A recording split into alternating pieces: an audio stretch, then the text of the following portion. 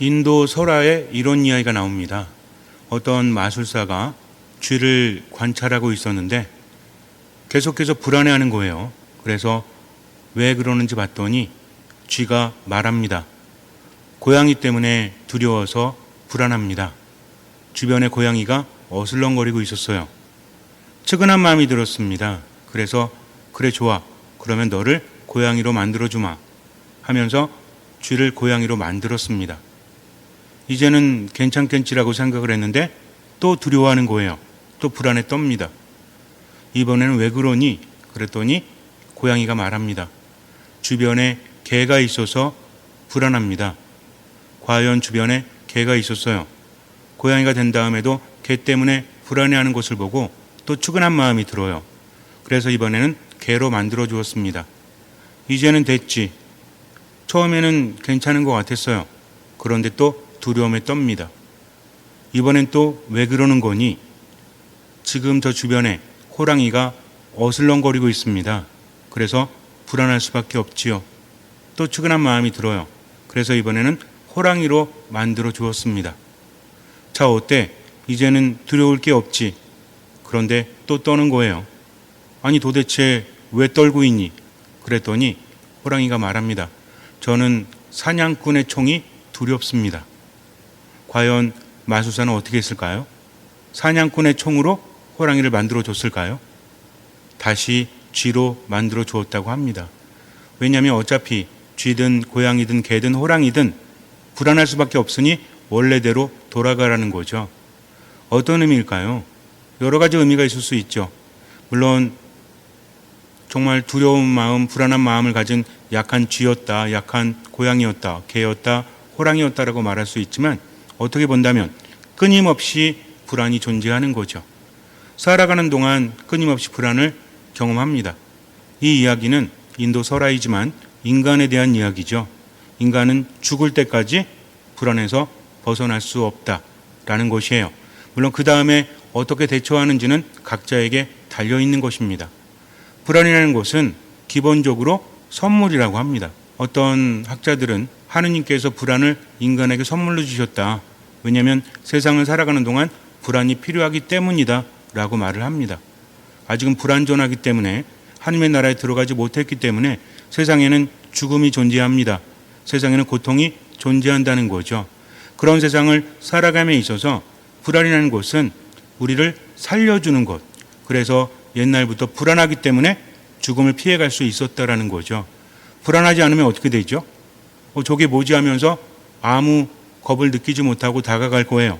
그럼 어떻게 됩니까? 뱀이 있는데 독을 가지고 있어요. 이쁘구나. 이뻐가지고 손을 댑니다. 그럼 뱀이 뭐라 그래요? 안녕 그래요? 뱀은 위협을 느끼니까 물겠죠? 물린 사람은 어떻게 됩니까? 독이 퍼지겠죠? 독이 심하면 죽을 수도 있다는 겁니다. 그래서 인간은 그런 경험을 통해서 뱀은 독을 가지고 있구나 하면서 위험을 느낍니다. 물가가 있어요. 지나가다가 빠지면 어떻게 되죠? 수영을 하는 사람은 살겠지만 수영을 못하는 사람은 더군다나 위로 올라가기가 힘든 그런 상황에서는 물속에 빠져 죽을 수도 있습니다. 그러니까 물을 보면 불안을 느낄 수밖에 없다라는 거죠. 이렇게 불안이라는 것은 생존을 위해서 반드시 필요한 겁니다. 문제는 언제 생기죠? 과도한 불안이 문제라는 거죠. 우리 뇌는 어떤 것을 받아들일 때 뇌의 메커니즘은 이렇대요. 어떤 상황을 받아들일 때 감정적으로 느끼죠. 그리고 나서 이성적인 판단을 한다고 합니다. 내가 어떤 상황을 받아들였을 때 불안할 수 있죠. 두려울 수 있습니다. 그런데 그 다음에 아니야 괜찮아. 이 정도 가지고는 네가 죽지 않아. 이 정도 가지고는 네가 조심하면 돼. 라는 합리적인 판단이 됩니다. 저것이 위험하다는 것, 좋지 않다는 것을 경험적으로 알기 때문에 감정이 반응합니다. 그 다음에는 이것이 사실은 이런 것이야 하면서 합리적인 판단으로 이어진다는 거죠. 그래서 감정을 느끼게 하는 것은 편도체의 반응이래요. 그리고 합리적인 생각을 하는 것은 전전두엽의 활동이라고 합니다. 근데 문제는 뭐냐면 그것이 받아들이기 너무나 힘들 때 어떤 것이 있을 때 이거는 정말 나에게 너무 힘들다. 내가 감당할 수 없다라고 했을 때는 합리적인 판단이 설 수가 없는 거죠. 감정적으로 느낍니다. 왜? 위급을 느끼기 때문에. 너 위험해. 이러다가 큰일 나 하면서 우리에게 신호를 주는 거죠. 어떻게 신호를 줍니까? 몸에 신호를 주죠. 호흡이 가빠지고 그리고 심장이 빨리 뛰면서 뭔가 태세를 갖추게 하죠. 하지만 그것이 감당하기 너무나 어려운 상황이라면 그 다음에는 몸도 마음도 무너질 수밖에 없다는 것입니다. 그 중에 하나가 뭐죠? 우리가 공황장애라고 알고 있는 것도 그런 것이죠. 일반적으로 공포를 느끼지 않는 상태에서도 본인은 느끼는 겁니다. 이것은 우리가 잘 생각을 해야 돼요. 정말 괜찮아라고 말할지라도 이미 몸에서는 오작동을 하고 있는 겁니다. 너 지금 위험해. 그러니까 큰일 났어 하면서 비상 버튼을 누르고 있다라는 거죠. 객관적으로 본다면 그런 상황이 아니라고 할지라도 본인이 그렇게 느낀다면 몸과 마음은 반응할 수밖에 없다는 것입니다. 우리가 어떤 상황에 대해서 뭔가를 느끼고 거기에 대해서 해석을 해주는 것이 완전히 망가진 상태, 이런 상태는 왜 일어날까요? 여러 가지 원인이 있다라고 합니다. 그 중에 하나가 뭐냐면 스트레스를 받을 때 어떤 감정을 느낄 때 괜찮아라고 하는데 이게 심해지면 자주 일어나면 어떻게 됩니까? 뭐라고 하죠? 번아웃이라고 하죠. 어떤 일을 너무나 많이 하다 보면은 몸도 마음도 축 처져가지고 더 이상 하기 싫을 때가 있죠. 예를 들어서 하루에 20시간씩 일하면 버틸까요? 이렇게 얘기합니다. 너 한 달에 1억 줄게. 그러니까 20시간씩 일해. 그러면 여러분들 하실 거예요? 안 하실 거예요? 1억이면 좀 적나요? 그럼 10억. 그래, 10억이면 내 몸이 부셔져도 괜찮아 하면서 일을 합니다. 20시간 일하면 4시간 쉬는 거죠. 밥 먹고 뭐하고 다 빼면 얼마큼 잡니까? 한 2시간? 이것도 눕자마자 자는 사람 이야기고 잠을 못 잘 거예요. 그렇게 한 달 지나면 아무리 10억을 준다고 할지라도 때려칠 겁니다. 왜? 이렇게 하다가는 죽고 마는 것이기 때문에. 즉 어떤 스트레스 상황에서 불안을 느꼈을 때 거기에 대한 준비를 하고 거기에 대한 어떤 방침을 마련해야 되는데 이것이 빈번하게 발생하면 어떻게 됩니까? 판단을 이제는 못하는 거죠. 감정에 빠져가지고 힘들어지는 겁니다.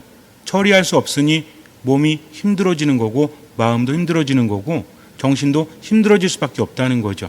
그래서 어떤 감정에 대해서 조절해 주는 것이 망가져 버린다는 겁니다. 그리고 또 한 가지는 뭐죠?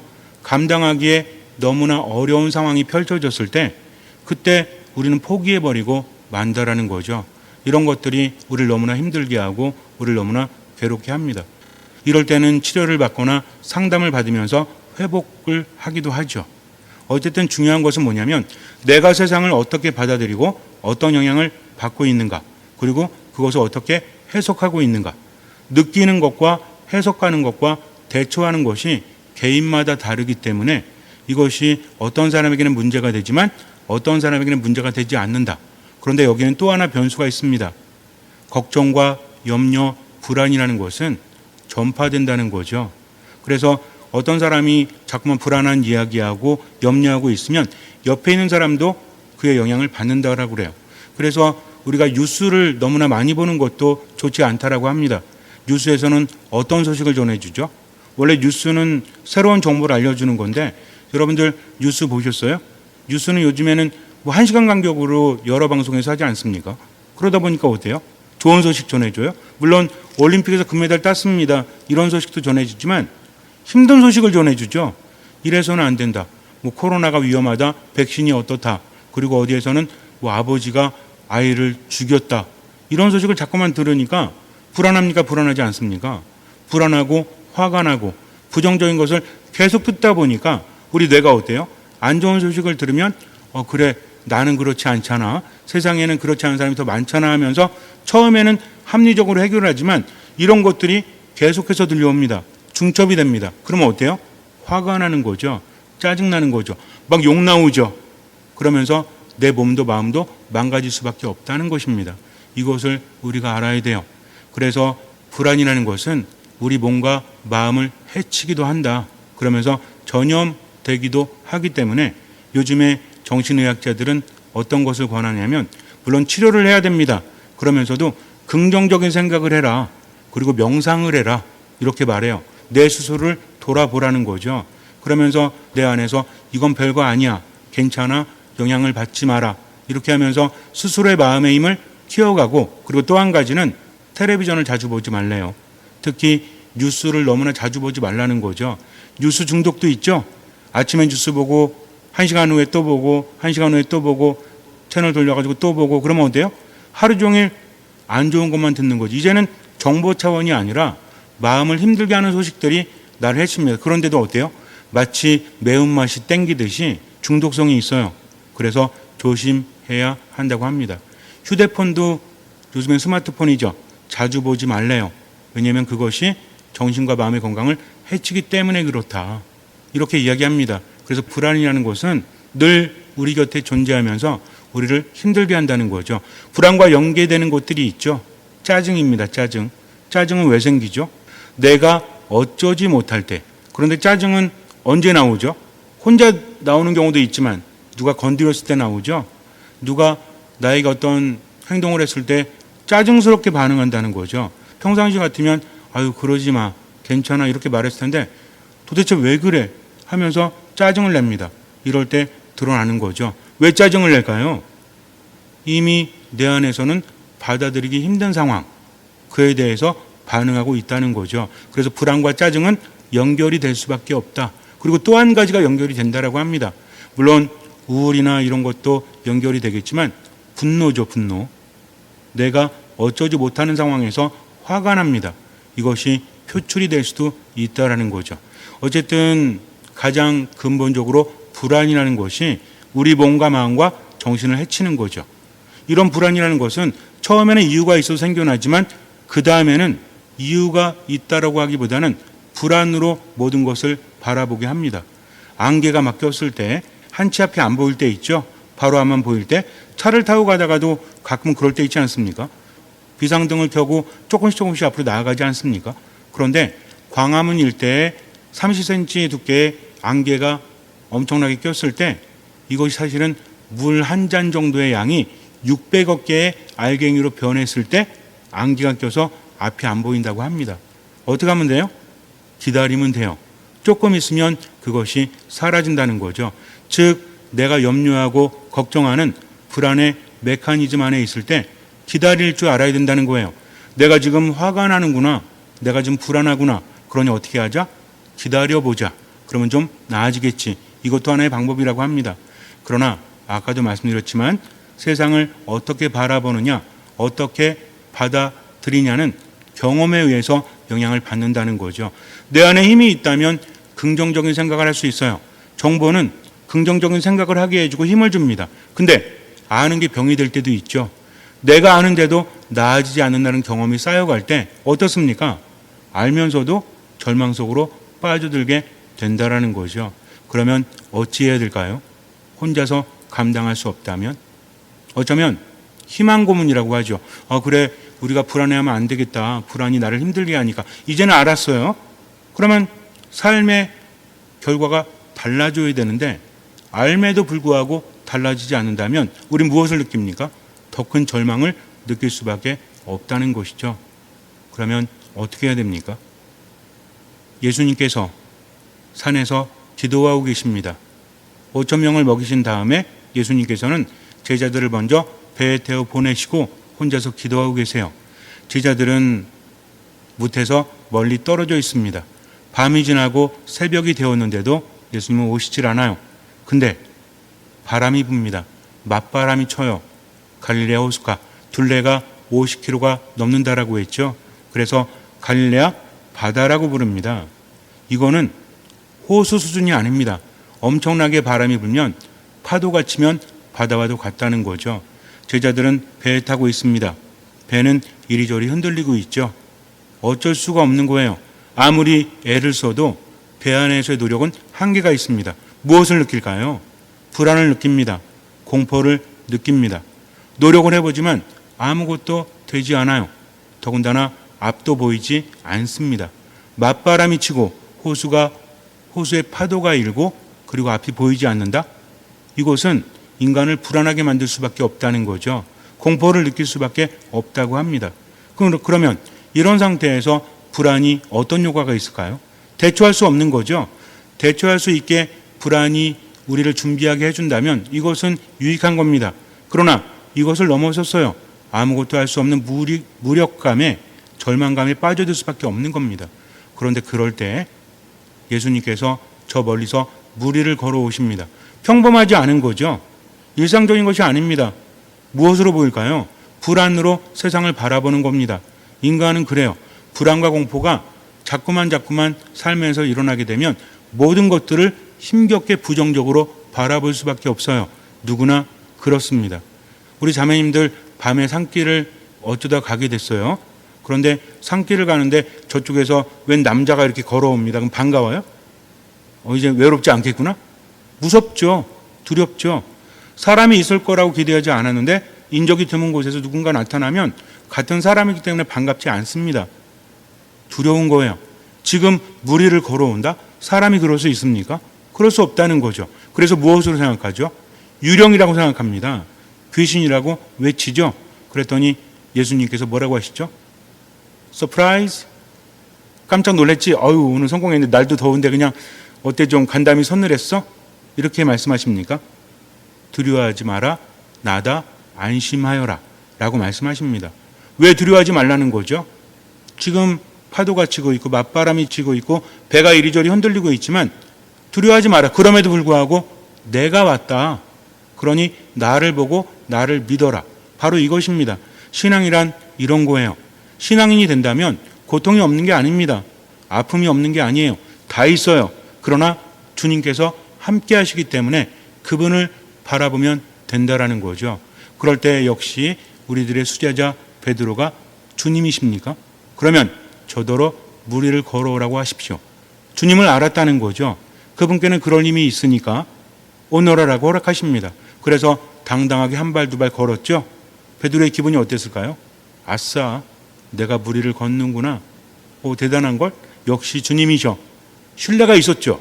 근데 바람이 거세지니까 불안한 마음이 듭니다. 그리고 빠져들기 시작을 해요. 주님 살려주십시오. 그랬더니 예수님께서 이 믿음이 약한 자야 왜 의심하느냐라고 말씀하십니다. 질책하신 걸까요? 누구라도 그럴 수밖에 없어요. 신앙은 이런 것입니다. 삶을 살아가면서 주님을 만나요. 그분을 체험합니다. 그래서 주님 안에서 살아야지 라고 마음 먹습니다.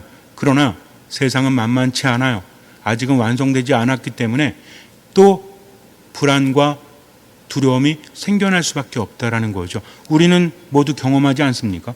그럴 때 우린 또 절망 속으로 빠져들게 되죠. 예수님께서 말씀하신 것은 내가 그렇게 가르쳐 줬는데, 내가 그렇게 함께 했는데 왜 의심하느냐? 이 멍청한 자야. 이게 아닙니다. 배우라는 거죠. 내가 있는데 왜 걱정하느냐? 왜 두려워하느냐? 너희에게는 힘이 없다고 할지라도 너희보다 더 잘 알고 더 사랑하는 내가 함께 하지 않느냐? 너희는 나 없이는 아무것도 할 수 없다. 예수님의 말씀은 종합적으로 받아들여야 합니다. 그분은요, 우리에게 큰 짐을 떠맡기지 않으셨어요. 어디 갔다 와라 이렇게 말씀하지 않으십니다. 나와 함께 가자. 나를 따라오너라. 네 십자가를 지고 나를 따르라라고 말씀하십니다. 중요한 거예요. 그래서 주님께서는 우리를 홀로 보내시는 분이 아니라 세상 끝까지 내가 항상 너희와 함께 하겠다 하시면서 우리와 함께 하시는 분, 바로 이런 분이라는 거죠. 어두운 밤, 어두운 산을 혼자 간다는 건 두렵죠. 그런데 주님께서 함께 하시면 여러분들 혹시라도 그럴 일이 별로 없겠지만 흉가가 있어요. 흉가가. 귀신 나오는 흉가가 있다라고 합니다. 근데 혼자 들어갔다 와야 되는데 한 사람을 선택할 수 있다라고 합니다. 1번 의사, 2번 선생님, 3번 변호사, 4번 신부님. 그러면 누구랑 같이 가실래요? 예전에 한번 말씀드렸지만 어떤 집에 부적이 붙었는데 이걸 띄면 급사를 맞는다. 그래가지고 저를 부르더라고요. 그래서 저를 왜 부르셨습니까? 그냥 띄면 되죠. 그랬더니 이거 함부로 띄면 급살 맞는데요. 그러면 저는 급살 맞아도 된다는 얘기인가요? 그랬더니 아니 신부님이시니까 괜찮을 것 같아서 이렇게 불렀다라고 합니다. 그러니까 신부는 언제 필요한 거야? 급살 맞을 때 필요한 거죠. 농담이에요. 어쨌든 누가 함께하냐에 따라서 상황은 달라질 수밖에 없지 않습니까? 서커스 고개단이 있었습니다. 공중 고개를 하고 있는데 한 아이가 여태까지 했던 기술과는 전혀 차원이 다른 기술을 보여준다라고 합니다. 사람들이 모여들었죠. 그네를 타고 왔다 갔다 합니다. 처음에는 일반적인 고개를 보였어요. 근데 이제 음악이 오르고 둥둥둥둥 부딪히면서 아이가 하는데 이쪽 끝에서 저쪽 끝으로 가면서 아시죠? 그네 두 개가 교차하면서 그 건너편으로 이어가는 거 있지 않습니까? 근데 건너편에 웬 남자가 거꾸로 그네 매달리는 거예요. 이쪽에서 어린아이가 한 12살 되었을까? 얘가 그네를 타고 왔다 갔다 하더니 갑자기 그네를 놓고 공중에서 여러 바퀴를 돕니다. 평상시보다는 더 많은 그런 회전수였어요. 그리고 나서 건너편에 있던 남자의 손을 딱 잡습니다. 사람들은 긴장을 했죠. 그리고 박수를 쳤습니다. 물론 밑에 안전망이 쳐져 있긴 했지만 그래도 얼마나 무서울까요? 그 높이가 인간이 공포를 가장 느끼는 높이였다고 합니다. 나중에 이제 기자들이 물었어요. 아니 얘야 무섭지 않았니? 무서웠죠. 늘 무서워요. 근데 어떻게 할 수 있니? 앞에 있는 분을 믿었기 때문에 그래요. 그분이 저희 아빠예요. 라고 말을 했다고 합니다. 그러니까 아이는 아빠를 믿었던 거죠. 아빠는 나를 꼭 잡아줄 거야. 그런데 여기서 한 가지 생각할 것이 있습니다. 무조건 아빠기 때문에 믿었을까요? 여러분들 혹시나 한 10m, 20m 높이에서 아빠가 뛰어내리면 뛰어내립니까? 아빠를 믿지만 뭘 못 믿는 거죠? 아빠의 능력을 못 믿죠. 이거 믿으면 안 됩니다. 물론 어쩔 수 없는 상황이면 어쩔 수 없겠지만 이 아이가 아빠를 믿을 수 있었던 것은 아빠와 함께 훈련했기 때문입니다. 그러면서 신뢰가 쌓여갔기 때문이라는 거죠. 믿음은 이런 겁니다. 주님과 함께 하면서 주님 함께 계십니다. 그러니까 믿어야지 라고 한다고 해서 생겨납니까? 믿음은 자라난다라고 했죠. 믿음은 무엇이에요? 하느님과 우리의 관계입니다. 성당에 다니면서도 하느님 만나지 않으면 믿음과 신뢰는 자라나지 않습니다. 중요한 건 뭐예요? 하느님을 만나서 그분의 말씀을 듣고 삶을 경험하면서 하느님을 체험하는 거죠. 그러면서도 어때요? 그러면서도 하느님을 신뢰하지만 믿음이 약하기 때문에 때로는 베드로처럼 의심이 들 수밖에 없습니다. 의심하고 싶은 것이 아니라 두렵기 때문이죠. 그럴 때 빠져듭니다. 이럴 때 어떻게 해야 돼요? 이럴 때도 주님을 바라보면 돼요. 주님께서는 책망하시는 것이 아니라 손으로 잡아 일으켜 주십니다. 그 다음에 어떤 일이 벌어졌죠? 배에 오르자 바람이 멈춥니다. 바람이 멈추니까 어때요? 물도 잔잔해지죠. 모든 것이 해결됩니다. 우리가 살아가면서 정말 그래요. 때로는 불안 때문에 내 마음속에 짜증이 일어나고 분노가 일어나고 모든 것들이 힘겹게 느껴질 때 생각해 봐야 됩니다. 내가 지금 불안해하고 있는 게 정말 의미가 있을까? 의미가 없다면 혼자 이겨낼 수 있죠. 그러나 근본적으로 주님께서 나와 함께 하신다는 믿음이 있을 때 나는 힘들고 괴로워도 주님을 바라보면 되는 거예요. 그래서 신앙인은 어떤 사람이죠? 죽음의 골짜기를 간다고 할지라도 두렵지 않죠? 왜 그렇습니까? 죽음의 골짜기가 아니기 때문이 아니라 비록 죽음의 골짜기라고 할지라도 주님께서 함께 하시기 때문입니다. 그래서 신앙은 주님과 함께 지금을 살아가는 거다. 잠시 눈을 감으세요. 주님께서는 늘 함께 하자라고 말씀하십니다. 신앙은 무엇입니까? 뭔가를 잘하는 게 아니죠. 나를 나보다 더 잘 아시고 나를 나보다 더 사랑하시기 때문에 그분께 맡기는 겁니다. 하지만 신앙인으로서 최선을 다해야 되죠. 주님께서는 함께 하시는 분이에요. 모든 것을 그분께 맡기고 편히 살란 이야기가 아닙니다. 내가 할 수 있는 것은 최선을 다해야죠. 그러나 늘 듣는 마음으로 그분께서 함께 하심을 믿고 지금 최선을 다하는 겁니다. 그러면 하느님을 체험하게 돼요. 그 체험은 우리들의 믿음을 자라나게 만듭니다. 제자들은 이런 체험을 하고 나서 나중에 부활하신 예수님을 만나고 그 다음에 변화됐죠. 그러니 걱정하지 마세요. 내 믿음이 약한가 보다 라는 생각이 들 때 주님 더 바라보세요. 믿음이라는 것은 하느님과의 관계 안에서 생겨나는 것이기 때문입니다. 하느님 체험이 없다면 믿음도 자라나지 않죠. 그러니 듣는 마음으로 하느님을 바라보고 그분의 말씀을 듣고 지금 최선을 다하세요. 늘 맡기면서 하루하루 살아가세요. 주님께서는 그 믿음을 보시고 우리 삶에 놀라운 기적을 일으켜 주실 것입니다. 아멘.